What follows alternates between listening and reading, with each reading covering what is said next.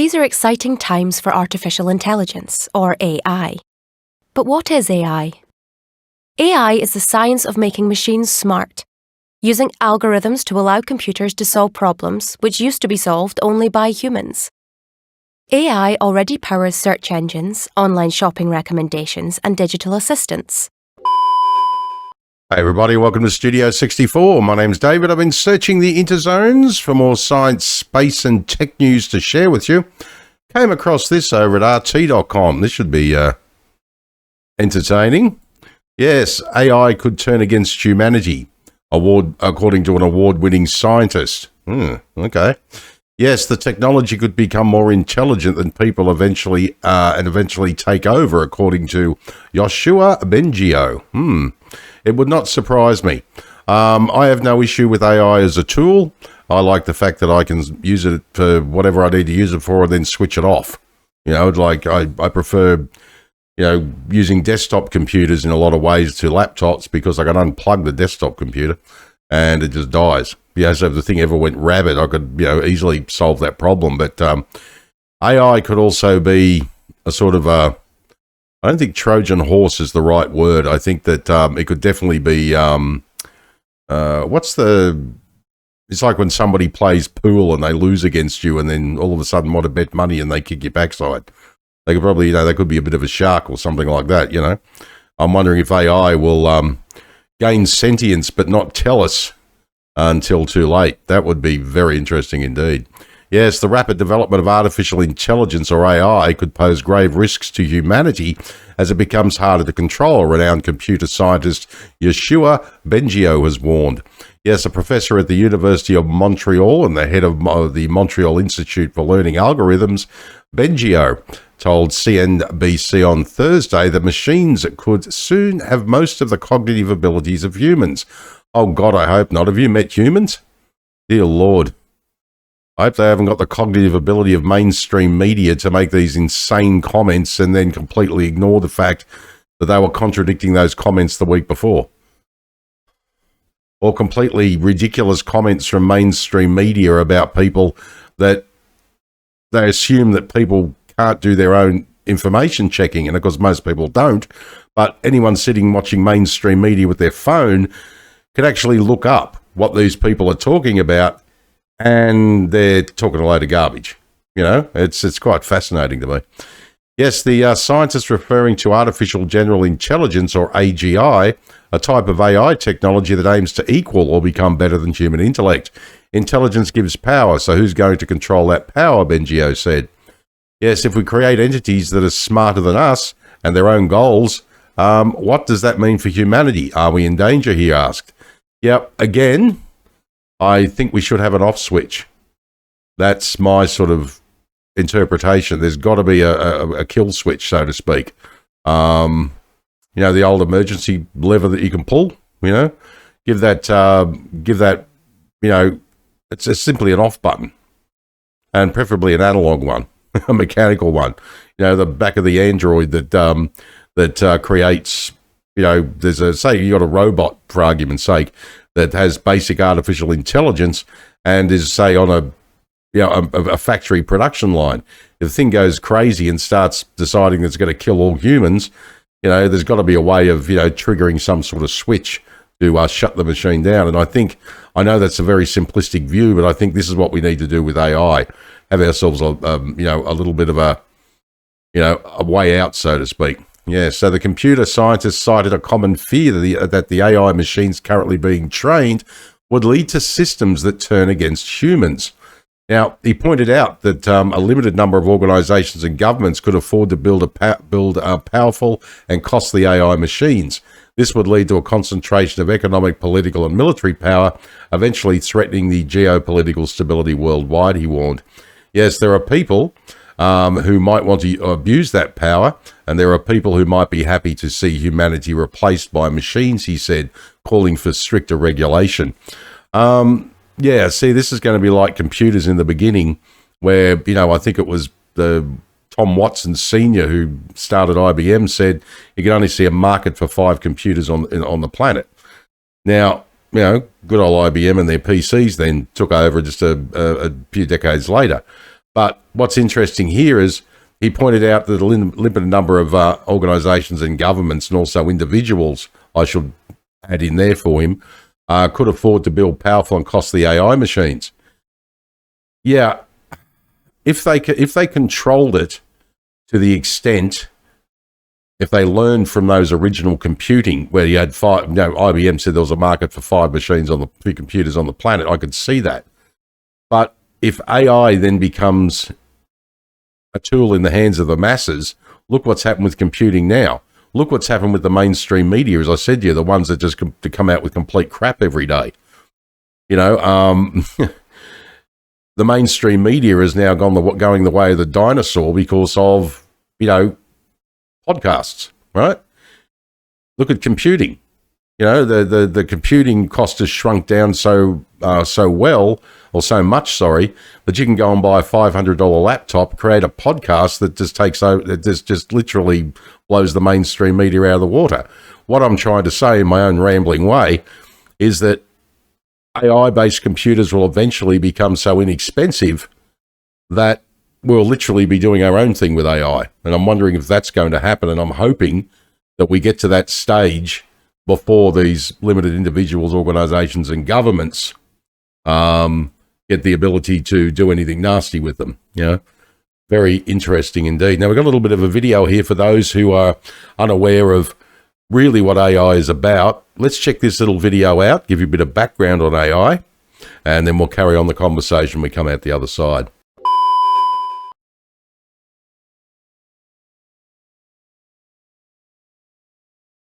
These are exciting times for artificial intelligence, or AI. But what is AI? AI is the science of making machines smart, using algorithms to allow computers to solve problems which used to be solved only by humans. AI already powers search engines, online shopping recommendations, and digital assistants. Radiologists can use AI to calculate the exact shape and volume of tumours, revolutionising treatment. Astronomers use AI to find and evaluate exoplanets in distant solar systems. And unhappy motorists are using it to discover if they can overturn parking fines. The possibilities of AI are endless, from fraud prevention to developing new strategies to address climate change. AI technologies today are brilliant at analysing vast amounts of data to learn to complete a particular task, a technique called machine learning. But AI is not good at transferring what it's learned from one type of task to another. Learning abstract concepts and one-shot learning, where a general rule is learned from a single experience, the sort of broad intelligence humans excel at. But even without achieving this broad intelligence, AI is raising questions. How might AI affect work? People will still be needed in the workplace, but jobs and roles are likely to change as some tasks become automated and new jobs are created. There is a risk that, at least in the short term, this could increase inequality if some people are disproportionately affected and benefits aren't widely shared across society. And what about social equality and fairness? Bias coming from AI systems, even if unintentional, could disproportionately affect some social groups, influencing anything from job prospects to treatment by the justice system. Technology can play a role in helping to manage bias, but people need to address big questions about how society wants to use AI. Technology with AI at its heart has the power to change the world. The more of us that engage with shaping its development, the more chance we have to ensure a better, fairer future with AI.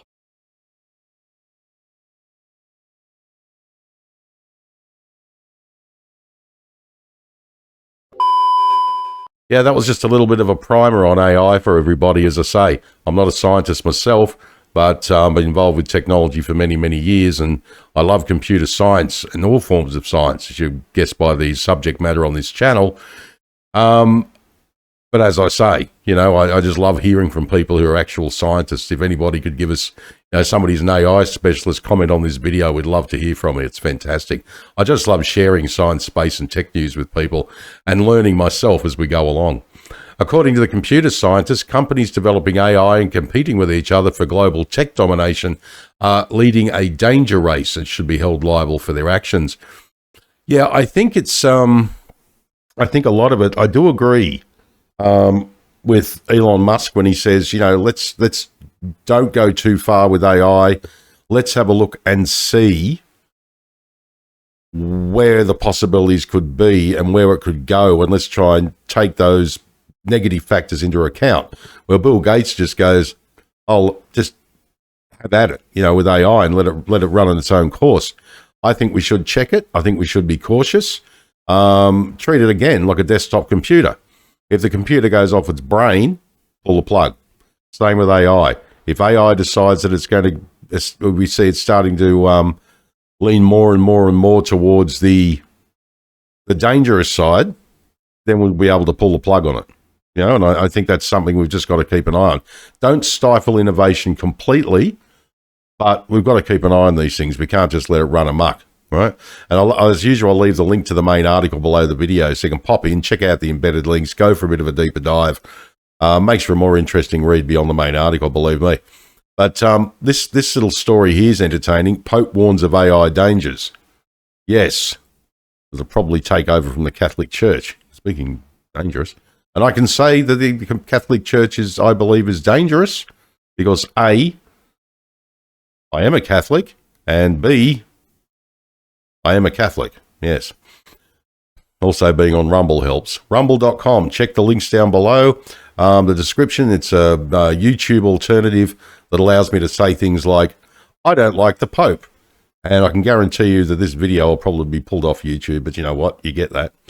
Bengio is best known for his pioneering work in deep learning, which earned him the 2018 AM Turing Award, known as the Nobel Prize of Computing, with scientists Geoffrey Hinton and Yann LeCun. In 2019, he was awarded the Killam Prize, and in 2022 became the computer scientist with the highest impact in the world, as measured by the H-index. Alan Turing, just as a side note, I don't know whether you're aware of him.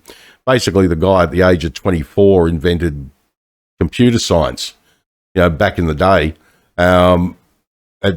Basically wrote a paper on it, and everyone laughed in his face. This was an Englishman who turned out to be a war hero during the Second World War, worked on the, is it Bletchley Park in the UK, and worked on cracking the Enigma code along with his team.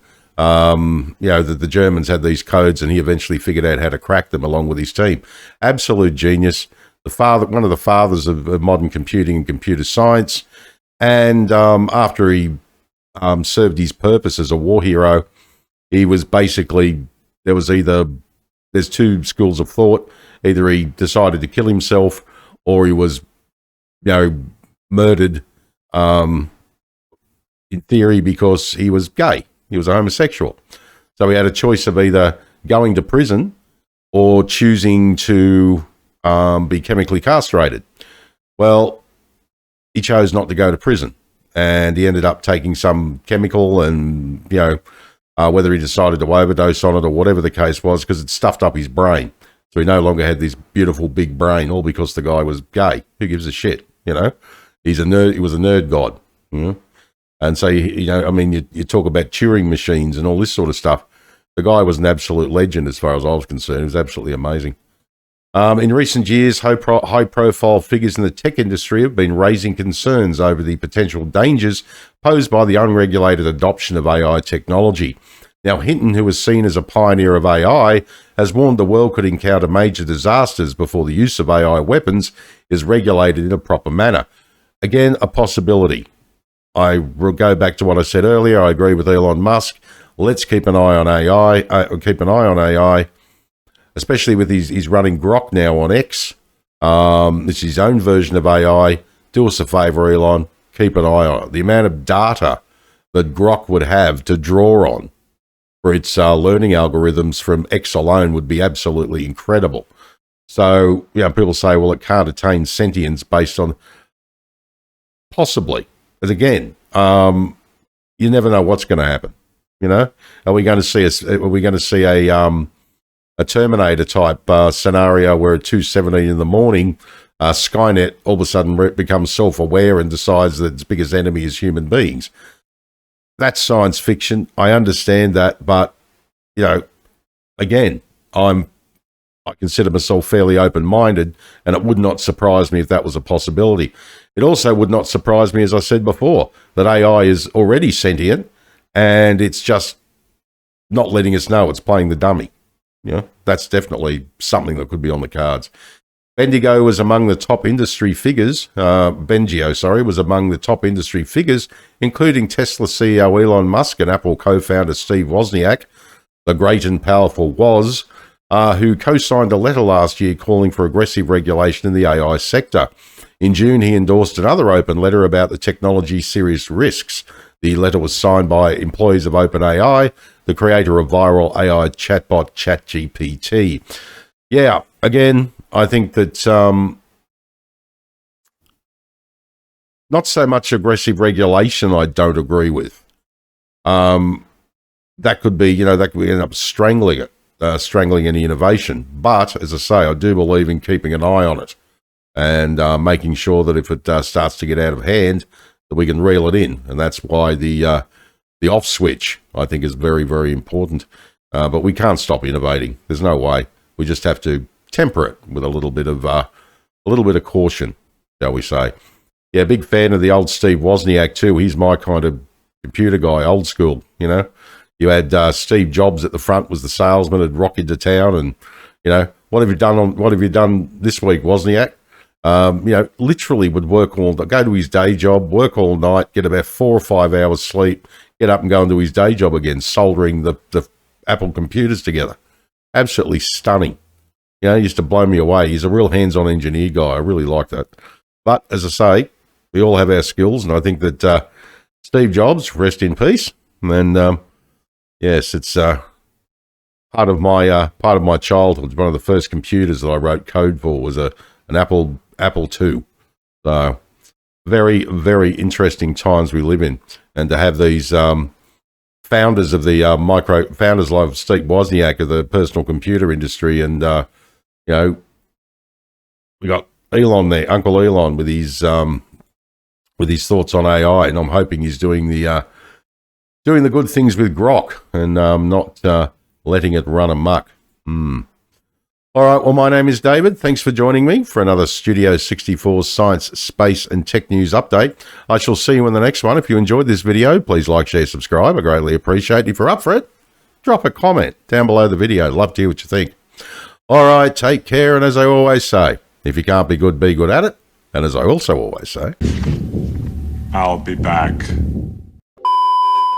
5, 4,